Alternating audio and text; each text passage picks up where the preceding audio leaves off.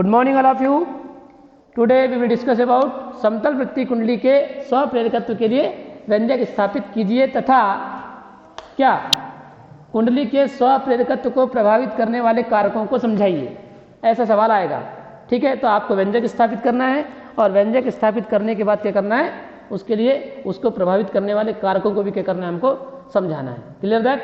तो देखते हैं, एक पैटर्न पर बनता है। ये चैप्टर मुझे इसलिए पसंद है क्योंकि इसमें ज़्यादा मेहनत की आवश्यकता नहीं है। एक पैटर्न पकड़िए, दिमाग में कॉन्सेप्ट को संभाल कर रखिए, अपने आप जो है काम होते जाएगा, ठीक है। तो आने वाले 2-3 दिन जो हैं आपके लिए वो सिर्फ कॉन्सेप्ट वाले हैं। अगर आपको समझ में आ गया है तो फ्री के नंबर मिलने वाले हैं यहाँ पर, ठीक है।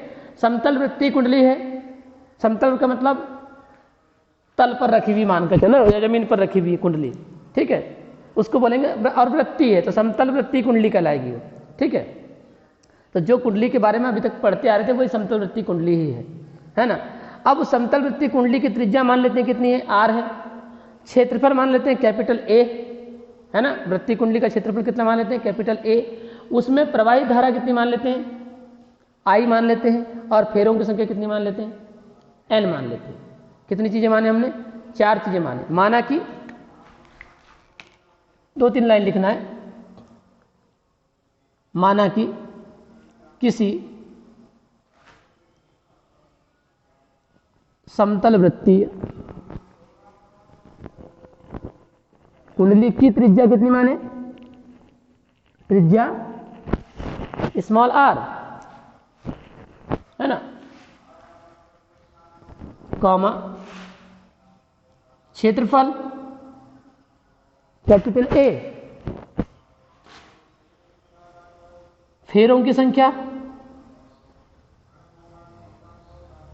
कितनी, स्मॉल n, तथा इसमें प्रवाहित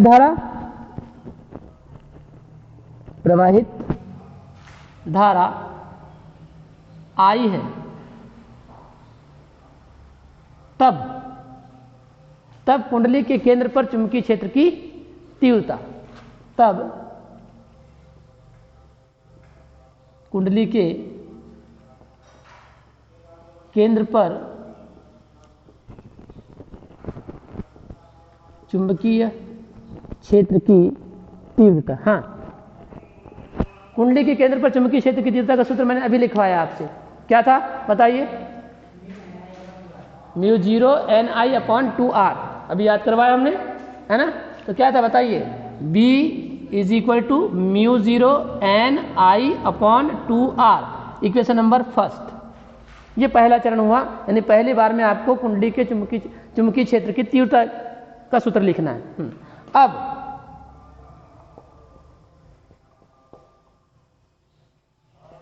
कुंडली से संबंधित चुंबकीय फ्लक्स, ये दूसरा चरण हुआ। चुंबकीय flux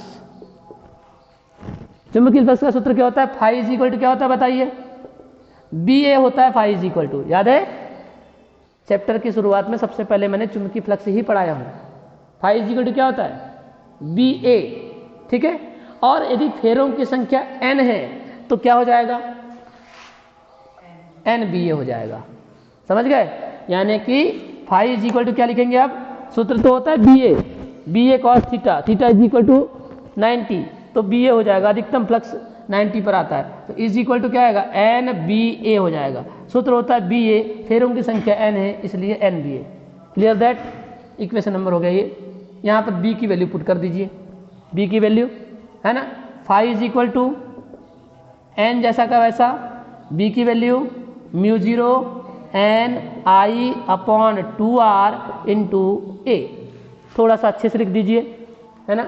phi is equal to μ0 n into n square IA/2r, equation number second. किसी कोई दिक्कत बोलिए। B निकाले, फाई निकाले। अब क्या निकालेंगे, L मतलब स्वप्रेरकत्व या स्वप्रेरण गुणांक। तो अब कुंडली का स्वप्रेरकत्व, है ना, अब कुंडली का स्वप्रेरकत्व। अब कुंडली का स्वप्रेरकत्व या स्वप्रेरण गुणांक क्या होता है? सूत्र क्या होता है बताइए? कुंडली के स्वप्रेरकत्व का सूत्र क्या होता है? L is equal to phi upon I होता है L इज इक्वल टू, पढ़ा नहीं आपने, phi is equal to L is equal to phi upon I. ठीक, तो ये हो गया L is equal to phi upon I. अब आप क्या करिए, मान रखिए, चलिए इसमें मान रखिए। समीकरण नंबर कहाँ से? 2 से, क्योंकि 2 में हमारे पास क्या निकला है? Phi is equal to mu 0 n I upon 2r निकला हुआ है। ठीक है, मेरे से लाइन जो है तिरछी क्यों बन रही है? 2-3 दिन से देख रहा हूं। अब ठीक है, तो क्या होगा बताइए? L इज इक्वल टू क्या हुआ? फाई की वैल्यू रखिए आप, बताइए। L is equal to phi की वैल्यू कितनी है? Mu 0 n square I A upon 2r, और अपॉन में कितना भैया? आई से आई कट गया। ठीक, और आई से आई कट गया तो क्या होगा बताइए? L is equal to mu 0 n square A upon में क्या आया? 2r, और मात्रक क्या होगा बताओ दीपाली? होगा मात्रक दीपाली होगा कि हेनरी होगा? हाँ, ठीक है, तो ये हो गया आपके पास में हेनरी मात्रक। ठीक, अब ये हो गया। अब ए क्या चीज है बताइए? ए क्या चीज है?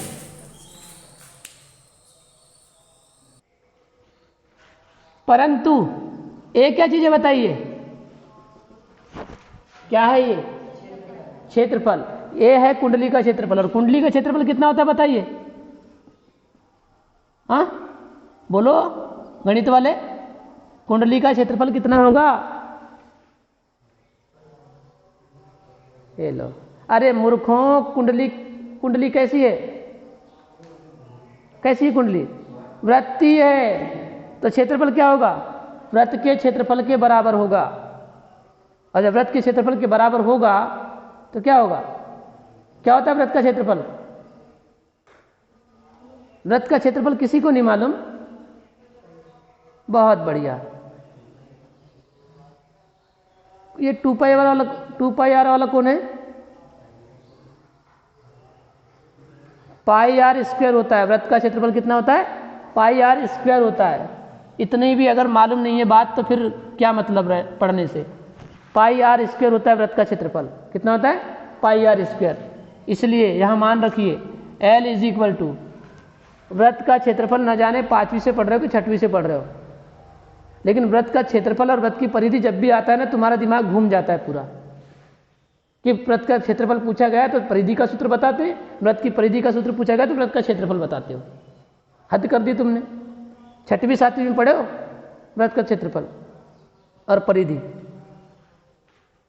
और ऊपर से पूरे गणित वाले बैठे। अच्छा हो गया मैंने शंकु और गोला उधर नहीं चला गया, तो कूद जाते तुम छत से। क्या होगा? म्यू 0 एन स्क्वायर ए का मान पाई आर स्क्वायर, और अपॉन में 2r, आर से आर काट दो, फिर थोड़ा अच्छे से लिख दो। L is equal to mu 0 pi n square R upon में 2, और पुनः मात्रक दिशा क्या होगा बोलो? हेनरी होगा। म्यू चुंबकशीलता वाले माध्यम की उपस्थिति में, म्यू चुंबकशीलता वाले माध्यम की उपस्थिति में, म्यू चुंबकशीलता वाले माध्यम की उपस्थिति का मतलब क्या है? अभी देखो म्यू 0 आया है, म्यू 0 आया मतलब कुंडली के अंदर जो भी पदार्थ है वो क्या, वायु या निर्वात है। अब हम मान के चल रहे हैं कि कुंडली के बीचों बीच वाले भाग में हमने क्या रख दिया? एक लोहे का टुकड़ा रख दिया, ठीक है, जिसकी चुंबकनशीलता कितनी है, चुंबकशीलता कितनी है, म्यू है। ठीक, तो ये तो म्यू जीरो जो है ना, ये क्या है, वायुवीय निर्वात की चुंबकशीलता है। अब हमको क्या करना है, कोई ऐसा माध्यम रखना है जिसकी चुंबकशीलता कितनी है, म्यू है। तब क्या होगा, स्वप्रेरकत्व। तो कुछ नहीं करना है, म्यू जीरो की जगह पर क्या कर देना है, आपको म्यू भर लिख देना है बस। तो क्या आ जाएगा, L is equal to mu लिखना है सिर्फ, mu pi n square R upon 2, पुनः मात्रक क्या हो जाएगा, हेनरी। ठीक, ये हो गया आपको कंप्लीट।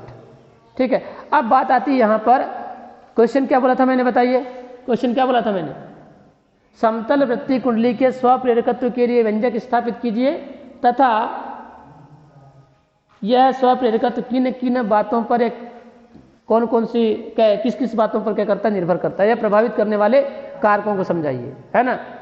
ठीक, तो कौन कौन से कारक है देखिए, यहां पर देखिए 1, 2 और 3 कारक हैं हमारे पास। अगर अंतिम वाले सूत्र को देखते हैं तो हमारे पास 3 कारक हैं। कौन कौन से बताओ, पहला कारक कौन सा होगा, कुंडली क्या बोलेंगे हम, क्या चिन्ह डालेंगे, स्व प्रेरकत्व को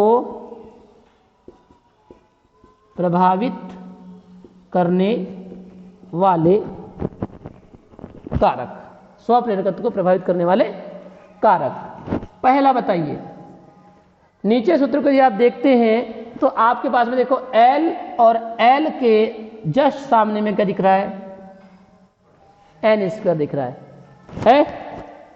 तो अनुक्रमानुपाती होगा कि व्युत्क्रमानुपाती होगा, n स्क्वायर ऊपर लिखा है ना, तो बोलिए अनुक्रमानुपाती होगा कि व्युत्क्रमानुपाती होगा, अनुक्रमानुपाती होगा। तो कुंडली का स्वप्रेरकत्व फेरों की संख्या के वर्ग के अनुक्रमानुपाती होता है, अर्थात L is proportional to n square. और नीचे लिखेंगे, देखो प्रभावित करने वाले कारकों को लिखने का तरीका कैसा होता है, जैसे इसको लिखना है हमको, सीधी सी बात है, n के मान को बढ़ाएंगे तो L का मान बढ़ेगा कि घटेगा, बोलिए। n के मान को बढ़ाएंगे तो L का मान घटेगा या बढ़ेगा, बोलो। अनुक्रमानुपाती का संबंध इतना कैसा सोच रहे हो तुम लोग, अनुक्रमानुपाती के संबंध में एक राशि को बढ़ाने पर दूसरी राशि क्या होती है, बढ़ती ही है, घटती नहीं है कभी। तुम लोग पढ़ते हो कि करते हो क्या, मेरे को समझ नहीं आता। देख रहे हैं मेरे को, ये इसके पहली बार पढ़ा रहे हैं अनुक्रमानुपाती का संबंध। इसी यही हाल रहा ना तो कुछ नहीं समझ में नहीं आएगा, मैं बता दे रहा हूं, कुछ भी समझ नहीं आएगा। तुमको अनुक्रमानुपाती का संबंध समझ में नहीं आ रहा है कि सामने लिखी हुई वस्तु है, अनुक्रमानुपाती n स्क्वायर लिखा हुआ है, n के मान को बढ़ाएंगे तो L का मान बढ़ेगा या घटेगा, इतनी अकल नहीं है तो छोड़ो पढ़ना लिखना, कोई मतलब नहीं है ऐसा पढ़ने लिखने से, किताबी ज्ञान से कुछ नहीं मतलब है। घोट लिए, रट लिए और याद कर लिए। क्या होगा, n का मान बढ़ाएंगे तो L का मान क्या होगा, बढ़ेगा। तो लिखने का तरीका यह होता है कि कुंडली का स्वप्रेरकत्व फेरों की संख्या के वर्ग के अनुक्रमानुपाती होता है, अर्थात L is proportional to n square. और नीचे लिखेंगे फेरों की संख्या बढ़ाने पर स्वप्रेरकत्व का मान क्या होता है, बढ़ता है। यह होता है तरीका लिखने का। वैसे दूसरा तरीका क्या, दूसरा क्या होगा, पॉइंट बताइए। L और सामने क्या लिखा है, तो L इज प्रोपोर्शनल टू क्या बनेगा, R बनेगा। और जब L is proportional to R बनेगा तो क्या लिखेंगे, तो अतः कुंडली का स्वप्रेरकत्व कुंडली की त्रिज्या के अनुक्रमानुपाती होता है, अर्थात L is proportional to R, L is proportional to R। और नीचे लिखेंगे कि कुंडली की त्रिज्या बढ़ाने पर स्वप्रेरकत्व का मान क्या होता है, बढ़ता है, क्योंकि ऊपर लिखी हुई राशि को बढ़ाने पर बढ़ेगा, घटाने पर घटेगा, ये होता है संबंध। और तीसरा क्या लिखा हुआ है, म्यू, यानी कि L is proportional to mu, यानी कुंडली का स्वप्रेरकत्व माध्यम की चुंबकशीलता की क्या होता है, अनुक्रमानुपाती होता है, अर्थात L is proportional to mu, यानी कि चुंबकशीलता का मान अधिक होने पर स्वप्रेरकत्व का मान क्या होता है, बढ़ता है। नीचे लाइन में लिखेंगे L is proportional to mu लिखने के बाद अधिक चुंबकशीलता वाले माध्यम की उपस्थिति में स्वप्रेरकत्व का मान क्या होता है, बढ़ता है। यहां आकर ये क्वेश्चन आपका क्या होता है, कंप्लीट होता है। इस क्वेश्चन में सीखने वाली बात क्या है, आने वाले समय में हमको इसी तरह के पैटर्न का उपयोग करना पड़ेगा। तो क्या क्या किया आप पहले समझ लीजिए। आप पहली बार में क्या निकालते हैं, पहली बार में आप निकालते हैं चुंबकीय क्षेत्र की तीव्रता, दूसरी बार में निकालते हैं उससे संबंधित चुंबकीय फ्लक्स, और तीसरी बार में क्या निकालते हैं, स्वप्रेरकत्व निकालते हैं। तीन ही चीज़ें आपको यहाँ पर याद रखना है। पहला चरण चुंबकीय क्षेत्र की तीव्रता निकालना, दूसरा चरण चुंबकीय फ्लक्स निकालना, तीसरा चरण स्वप्रेरकत्व का सूत्र लगा देना, ठीक है। और उसके बाद में जो भी होने वाला फिर हो जाएगा। ठीक, बात समझ में आ गई सबके? बोलिए। चलो ठीक है।